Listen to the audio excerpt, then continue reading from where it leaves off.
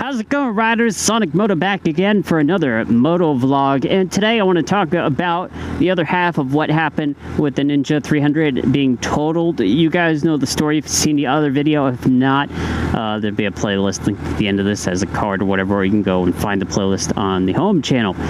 But what do you do when you're completely not at fault and your bike is marked totaled? AKA like something like somebody knocks over your bike in a parking lot and it's all sort of banged up and all that.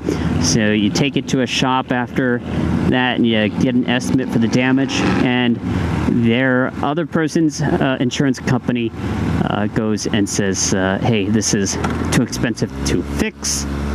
We're going to call it a total loss or totaled. Well, let's even step back further because I want to go into more detail on the whole situation of really what to do. So once your bike is damaged, it's probably a good idea, if you know it's more than like $500 worth of damage, to have the police called. It's not an emergency, don't dial 911 or anything. The reason why you have the police come, though, is for reassurance and backup.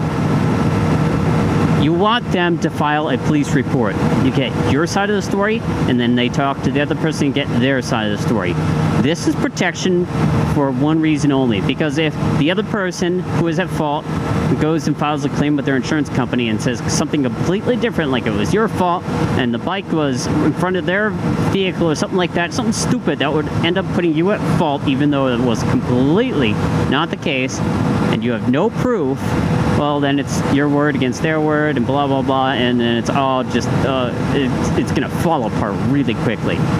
So get a lot of photos, get the police report.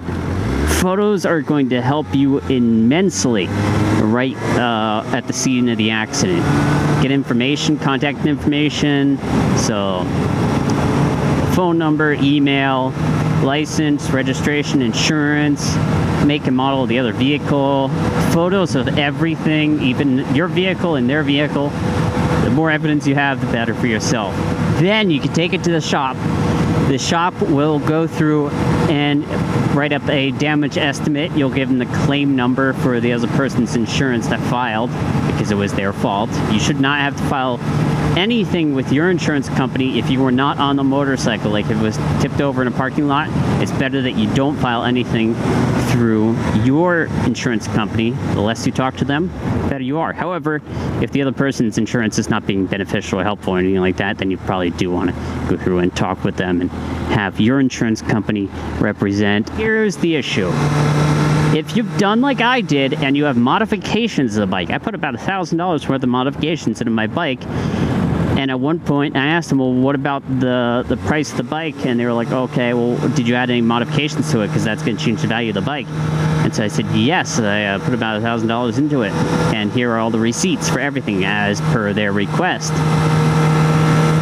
Well, those $1,000 worth of mods in most cases do not add to the value of the bike. The insurance company themselves said, yeah, a lot of the times we see people mod up their bike, put so much money into it, and it never adds much value to the bike itself. So in payout, like for an insurance quote like this, it doesn't benefit in any way. In fact, you're going to just lose money. So, that being said, I highly recommend that once your bike is damaged, after you've taken all the photos, that you go through and anything that is a mod or accessory that you've added that is not broken, be it a windscreen, card holder, bar and mirrors, anything like that is not broken by the accident, take it off and put it back to stock. That way, you have all these expensive components, a fairly stock bike or hopefully a fully stocked bike, and they can take that all they want.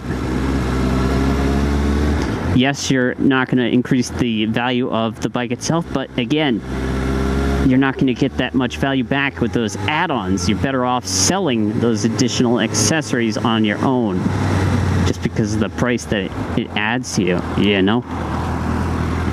So that is my sort of unofficial advice to you. Take off all those things. Don't tell the insurance company about any of those, because it's not going to benefit you. It's probably going to hurt you in the end. And then you got to fight them all and be like, yo, I put $1,000 worth of mods in this bike and you only give me $500. What is with that?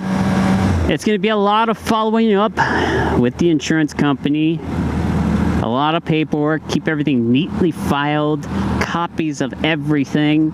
Notes on phone calls and what was done, because honestly there's just so much information that you guys are gonna have to go through when your motorcycle is damaged and you have to go through insurance companies and all that jazz.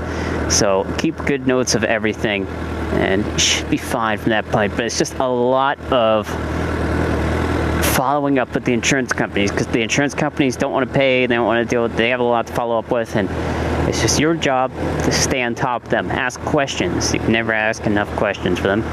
Anyway, if you guys find these little tips and tricks helpful, let me know. Fist bump that thumbs up button. You know how to subscribe, and comments, questions, they all belong down below in the little commenting section, because that's where YouTube puts it. And if they ever move that, well, then we're screwed and I'm going to change up this whole line. Anyway, Sonic Moto signing out.